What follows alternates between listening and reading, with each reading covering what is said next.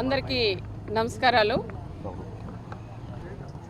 ఈరోజు 1వ తారీఖు వచ్చిందంటేనే గౌరవ ముఖ్యమంత్రి చంద్రబాబు నాయుడు గారు రాజకీయ నాయకులతో పాటు ఆఫీసర్లందరినీ కూడా పొద్దున్నే 5 గంటలకే ప్రతి ఇంటికి వెళ్ళి ప్రతి ఒక్కరికి కూడా మీరు ఎవరికైతే పెన్షన్దారులు ఉన్నారో అందరికీ పెన్షన్ పంపిణీ చేయాలా, డైరెక్ట్గా మీరే వెళ్ళి పంపిణీ చేయాలని చెప్పిన గొప్ప నాయకుడు, గొప్ప మనసుండే నాయకుడు గౌరవ ముఖ్యమంత్రి చంద్రబాబు నాయుడు గారని కూడా మనం చెప్పుకోవచ్చు.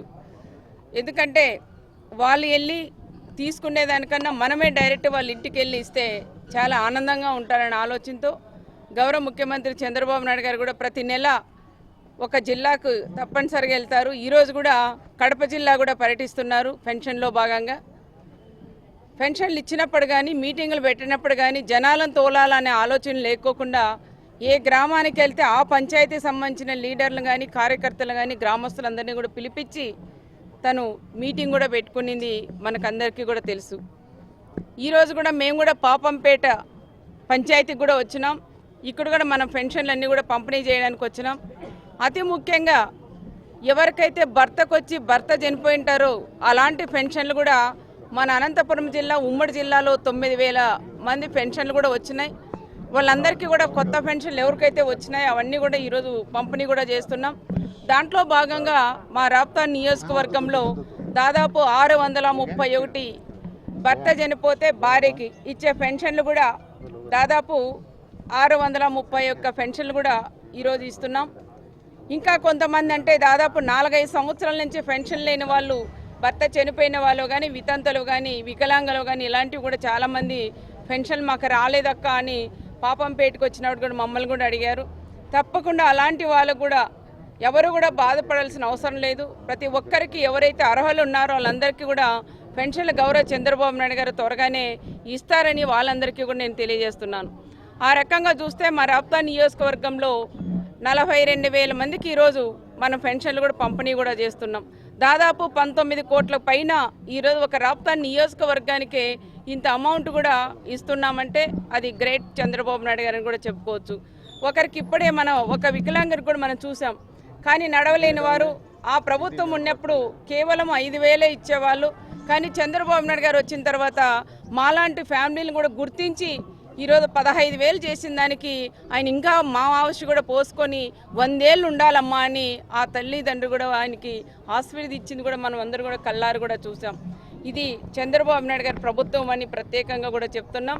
చంద్రబాబు నాయుడు గారు సార్ ఎప్పుడొచ్చినా, మన ప్రభుత్వం ఎప్పుడొచ్చినా కూడా మన చంద్రబాబు నాయుడు గారు కానీ, అదేవిధంగా పవన్ కళ్యాణ్ గారు కానీ వీళ్ళందరూ కూడా ఎప్పుడు వచ్చినా మన రాష్ట్రంలో ఉండే ప్రజలందరూ కూడా ఎంతో సంతోషంగా ఉంటారని కూడా చెప్పుకోవచ్చు. దాంతోపాటు ఈ ప్రాంతంలో ఇంటింటికి నీళ్ళు ఇస్తామని ఆ రోజు నేను దాదాపు 12 రోజులు పర్యటించాను. ఒక పాపంపేట పంచాయతీలోనే ఎక్కడికి వెళ్ళినా అందరూ కూడా నన్ను అడిగింది ఒకటే, మాకు నీటి సమస్య ఉంది, నీటి సమస్య తీర్చాలక్క అని అడిగారు. వాళ్ళ మాట ప్రకారం తప్పకుండా ఒక 2 నెలల్లో ప్రతి ఇంటికి నీళ్ళు ఇస్తామని ప్రత్యేకంగా అందరికీ కూడా నేను తెలియజేస్తున్నాను. సీసీ రోడ్లు కూడా మన ప్రభుత్వం వచ్చిన తర్వాత దాదాపు 3 కోట్ల దాకా ఈ పంచాయతీలోనే మనం సీసీ రోడ్లు కూడా వేసాం. ఇంకా డ్రైనేజీలు కావాలా, ఇంకా రోడ్లు కావాలని లీడర్లందరూ కూడా అడిగారు. తప్పకుండా విడతల వారీగా ఈ 4 సంవత్సరాల్లో కూడా పూర్తి చేస్తానని ప్రత్యేకంగా కూడా చెప్తున్నాం. పూర్తి చేసాం, అన్నీ అయిపోయినాయి ఈ 4 ఏళ్ళలో అని చెప్పట్లేదు. 1 ఇయర్ అయింది కాబట్టి మా ప్రభుత్వం వచ్చి ఇంకా 4 సంవత్సరాలు అయింది. ఏదైతే అడిగారో ఇంటి పట్టాలు కానీ, ఇళ్ళు కానీ, అదేవిధంగా రోడ్లు కానీ, పెన్షన్లు కానీ ఇలాంటి సమస్యలన్నీ కూడా నా దృష్టికి తెచ్చారు. తప్పకుండా ఇవి నేను నెరవేరుస్తానని ప్రత్యేకంగా అందరికీ కూడా నేను హామీ ఇస్తున్నాను. నిన్న ఒక ఆయన ఒక పెద్ద ఒక తోపు బ్రదర్సు దాదాపు ఏదైనా కేసు పెట్టారంటే 45 రోజులు కనపడుకోకుండా పత్తా లేకుండా పోతారు. మళ్ళీ 45 రోజుల తర్వాత మిరక్కమని మిరపతీగలాగా వస్తారు మీటింగ్ పెట్టుకొని పరిటాల రవిని, పరిటాల కుటుంబాన్ని విమర్శించడానికే ఆయన 45 రోజులకు 50 రోజులకు వచ్చి ఇక్కడ విమర్శలు కూడా చేస్తూ ఉంటారు. అయ్యా పెద్ద మనిషి, అయ్యో సైకో, ఆయన మాత్రం నిన్న ఒక మీటింగ్ పెట్టి వాళ్ళ పార్టీకి సంబంధించిన మీటింగ్ పెట్టి ఆ మీటింగ్కి సంబంధించిన మాటలు ఏదైనా మాట్లాడాలి. కానీ ఈ ప్రభుత్వం వచ్చిన తర్వాత ఎవరికి అన్యాయం జరిగింది, ఎవరికి న్యాయం జరిగింది, ఏం పనులు చేసింది ఎమ్మెల్యే, ఏం పనులు చేయలేదు దాని గురించి మాట్లాడాలి. కానీ అనవసరంగా వచ్చి పరిటాల రవి గారి గురించి మాట్లాడేది అది ఎంతవరకు ఒక్కసారి అందరూ కూడా ఆలోచన చేయాలి. అంటే పరిటాల రవి గారు చనిపోయి 20 సంవత్సరాలైనా నిద్రలో కూడా ఆయనకి ఉచ్చు పోసుకునే పరిస్థితిలో ఈరోజు ఒక ప్రకాష్ రెడ్డి వాళ్ళ కుటుంబానికి కూడా వస్తున్నాయని కానీ నిద్రలో కూడా ఆయన నిద్రలో కూడా కలవరించుకుంటున్నాను వచ్చి పరిటాల రవి అని. అయ్యా 20 సంవత్సరాలైంది పరిటాల రవి చనిపోయిన తర్వాత కూడా మీరు ఎందుకు ఇంత భయపడుతున్నారనే విషయం కూడా చెప్తున్నాం.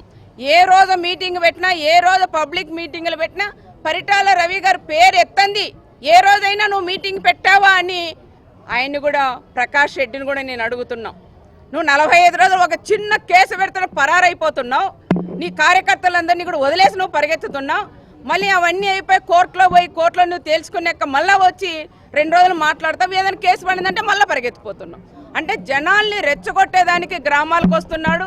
జనాలు రెచ్చగొట్టడానికే మీటింగులు పెట్టి ఆయన రెచ్చగొడుతున్నారు. దయచేసి ఇలాంటి రెచ్చగొట్టే మాటలు మాట్లాడితే మనం కూడా ఊరుకోవద్దండి అని ప్రత్యేకంగా జనాలకు కూడా నేను తెలియజేస్తున్నాను. ఎందుకంటే నువ్వు 5 సంవత్సరాలు నువ్వు ఎమ్మెల్యేగా ఉన్నావు. మరి పరిటాల రవి గారు ఇంతమందిని చంపారు, అంతమంది వందలాది మంది చంపారని ప్రతిరోజు మీరు ప్రెస్ మీట్లలోనూ మీటింగుల్లో మీరు మాట్లాడుతున్నారు. అయ్యా నీకు దమ్మో ధైర్యం ఉండింటే నువ్వు 5 ఏళ్ళు ఎమ్మెల్యేగా ఉన్నప్పుడు ఎందుకు పరిటాల రవి చంపినారని చెప్తున్నావు? ఆ ఎముకలన్నీ ఉన్నాయంటున్నావు. ఎందుకు నువ్వు తేల్చుకోలేకపోతున్నావయ్యా? నువ్వు ఆ రోజు గాలి కొదిలేసి నువ్వు సంపాదన చేసి కోట్లాది రూపాయలు రియల్ ఎస్టేట్లో కానీ దందాలు చేసి నీ అన్నదమ్ములందరూ కూడా దందాలు చేసి మరి ఆ రోజు పరిటాల రవిని మర్చిపోయారా? మరి దందాలు అయిపోయిన 5 సంవత్సరాలు నువ్వు మళ్ళీ ఇప్పుడు ఇంట్లో కూర్చున్నావు కాబట్టి మళ్ళీ పరిటాల రవి గారిని నువ్వు మాట్లాడడం అది ఎంతవరకు సహజమో ఒక్కసారి ప్రకాష్ రెడ్డి కూడా ఆలోచన చెయ్యాలని ప్రత్యేకంగా కూడా నేను తెలియజే